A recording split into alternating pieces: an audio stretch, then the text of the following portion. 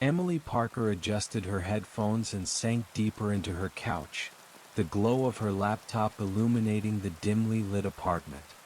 Rain tapped gently against the windows of her second-floor unit in Portland, Oregon, and the scent of cinnamon tea lingered in the air.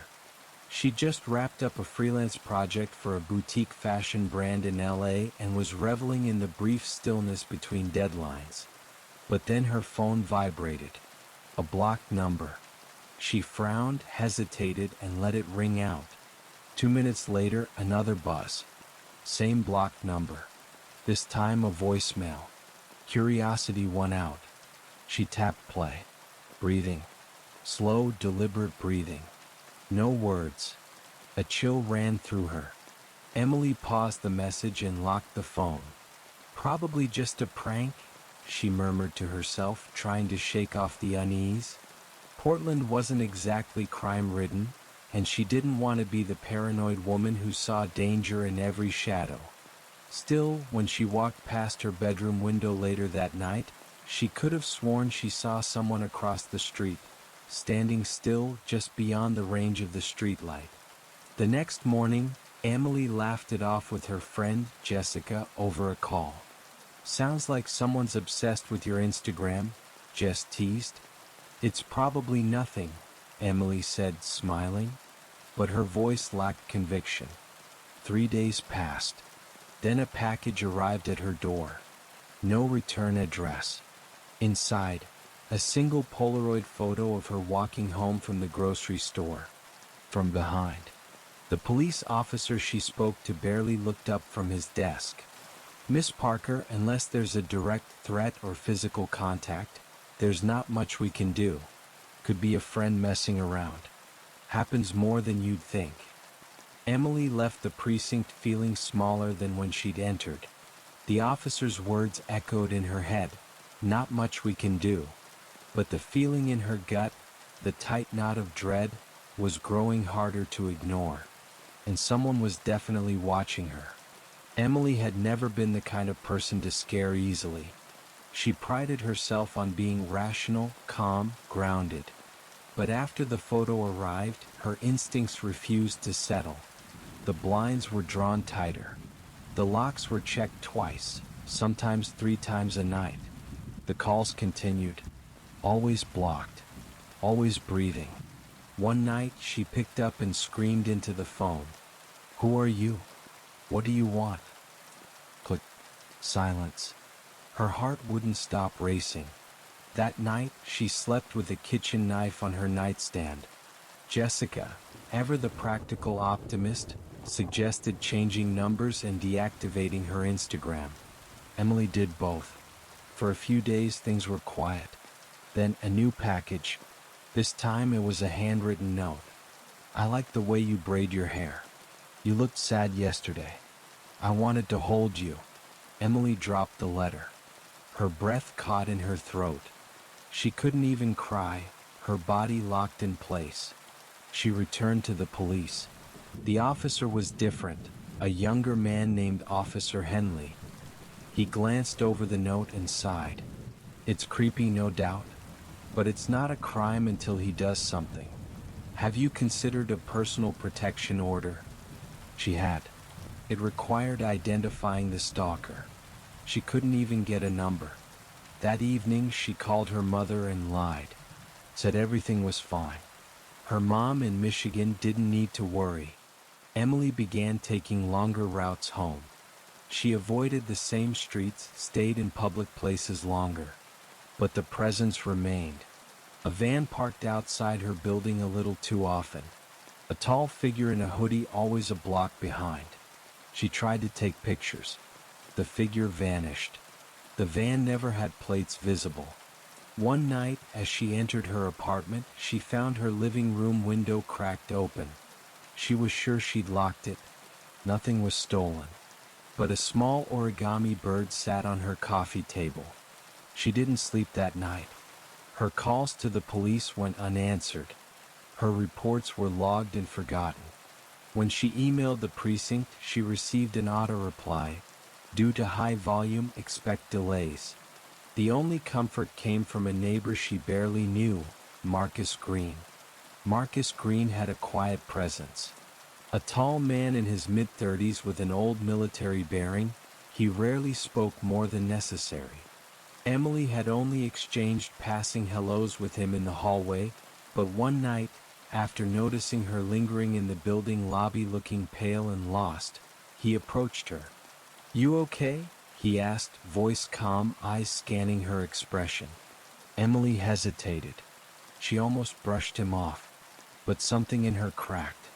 She nodded slowly. "No. I think someone's watching me." To her surprise, Marcus didn't react with pity or disbelief. Instead, he asked, "How long?" They talked in the stairwell for over an hour. Emily told him about the calls, the packages, the open window. Marcus listened without interrupting, his brow furrowed. "You need evidence," he said at last. "Let's set up a camera. See who's been around." The next day, Marcus installed 2 discrete security cameras. One facing the front entrance, the other pointed at the alley behind the building. He showed her how to use the software, how to access footage from her phone. For the first time in weeks, Emily felt a sliver of control returning. That same week, she received another envelope.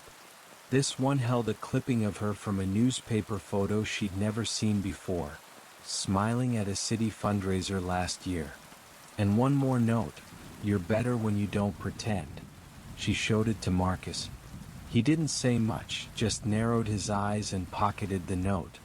"I'll run this through some image analysis," he muttered. Emily started to rely on Marcus more than she realized. They had coffee once, then twice. He taught her some self-defense basics in the basement laundry room, just in case. One night, around 3 a.m., Marcus called her. "Don't open your door," he said. Her blood froze. "Why?" "Someone's at it." He was watching the camera feed. Heavy footsteps echoed outside her apartment. A shadow moved across the threshold. Then silence. By the time Marcus got upstairs, the hallway was empty. But taped to her door was a new photo of her asleep in bed, taken through her bedroom window. Emily collapsed to the floor. "I'm not crazy," she whispered. "No," Marcus said, kneeling beside her. "You're not. But this guy is, and we're going to stop him." Marcus changed after that night. Not dramatically, but something in his stance, his alertness. He was no longer just helping. He was hunting. "He's too calculated to be impulsive," he told Emily as they reviewed camera footage over takeout containers. "He knows when you're alone. He's learning your schedule."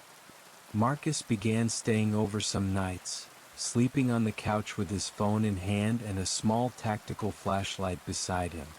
Emily felt safer, but the anxiety hadn't gone. She knew the stalker was still out there. One afternoon, Marcus caught a break. Reviewing a frame-by-frame replay, he caught the stalker's silhouette in a reflection on a car window across the street. Blurry but unmistakable. A man. Tall, wearing a jacket with a specific patch on the sleeve. Military surplus. "Maybe army surplus store," Marcus muttered. "I'll ask around." Emily insisted on coming with him. Together, they visited 3 surplus stores in the city. At the second one, the clerk recognized the patch. "Yeah, we had a guy buy a bunch of stuff like that last month. Creepy dude. Wouldn't give a name, paid cash." They left with a lead. The man had asked about tactical binoculars and mentioned living in the Kenton district, a rougher part of town. That night, Emily received another note. "I know about your soldier friend. He's in my way." Marcus was furious. "He's watching you more closely than we thought. We need to change your routine. No more walking alone. I'll drive you. Everywhere." Emily agreed, but she could feel the walls closing in again. The next morning, the van was back. But this time, Marcus followed it. He returned with a license plate, partially obscured but enough to trace. "His name's Ethan Ross," Marcus said later that night. Former co-worker of yours? Emily's heart dropped. Ethan had worked with her years ago. Fired after a harassment complaint. He said I ruined his life, she whispered. Marcus nodded grimly. Well, now we know who we're dealing with. Now that they had a name, everything changed. Marcus's quiet determination sharpened into purpose. He ran Ethan Ross's name through every public database he could access. Ethan had no criminal record, but the details Marcus dug up painted a disturbing picture. Ethan had bounced between jobs, often fired within months. He'd been reported twice for inappropriate behavior at work. No charges ever filed. The system had let him slip through. Emily was shaken. He's been out there this whole time. Free. Watching. Marcus tightened his grip on the steering wheel. Not anymore. They compiled everything. Photos, notes, timestamps, even the partial plate. Marcus wrote a detailed report and delivered it directly to the police. But the response was lukewarm. We'll look into it, the detective said. But we can't move on suspicion alone. That night Ethan called. Not just breathing, this time he spoke. I see you're getting help. That's not fair, Emily. It was supposed to be just us. Emily recorded it, trembling. Marcus's jaw clenched. He's escalating. The following day, Marcus went to the Kenton district. He watched, waited, found the van, followed it discreetly to a rundown duplex. There Ethan slipped inside, alone. Marcus returned and briefed Emily. If police won't act, we need to push the pressure. You up for it? She was scared, but she nodded. What do? We bait him. They devised a plan. Emily would post a new photo to a temporary Instagram account, geotagged, suggestively worded. Enough to lure Ethan. They waited. 2 hours later, the van pulled up outside the cafe Emily had tagged. She wasn't there, Marcus was. Ethan parked, waited, then got out and started looking. Marcus confronted him. Calm but firm. Leave her alone. Ethan laughed. Who the hell are you? Some rent-a-hero? You can't stop me. She owes me. She owes you nothing. Ethan lunged. The fight was quick but brutal. Marcus took a blow to the ribs but got Ethan to the ground. By the time the cops arrived, called by a nearby witness, Marcus handed over the phone with all the recordings, notes, and evidence. Ethan was arrested. This time the police had to act. The courthouse steps were gray and cold under Emily's feet, but for the first time in months, her shoulders weren't hunched from fear. Ethan Ross had been denied bail. The restraining order was granted. Formal charges were filed: harassment, stalking, attempted assault. The system, slow as it had been, was finally working. The day after the arrest, she slept more than 12 hours. Her dreams were still cluttered with shadows and whispers, but she woke without panic. Marcus came by every few days. At first just to check on her. Then to fix a broken drawer, to drop off groceries. Once to bring her dog-eared copy of To Kill a Mockingbird. He'd found it during one of the chaos cleaning nights when she couldn't sleep. They talked more. About his time in the army. Her childhood in Ann Arbor. They laughed. Shared silence. And then one night, as they sat on the balcony watching the rain return to Portland, Emily reached over and held his hand. No big declaration. Just warmth, trust, connection. In therapy, Emily learned to name the trauma. She learned the language of reclaiming space. That healing wasn't a straight line. That fear doesn't vanish, it shrinks. Slowly. Daily. Her apartment became hers again. The windows stayed locked, but the curtains were open. The camera stayed for now, just in case. But she no longer flinched when someone buzzed her door. Jessica visited. They had wine and rewatched old sitcoms. Emily laughed so hard she cried. It felt like spring after a brutal winter. One evening, while cleaning her files, she found the original photo, the one Ethan had taken from behind. She stared at it for a long time.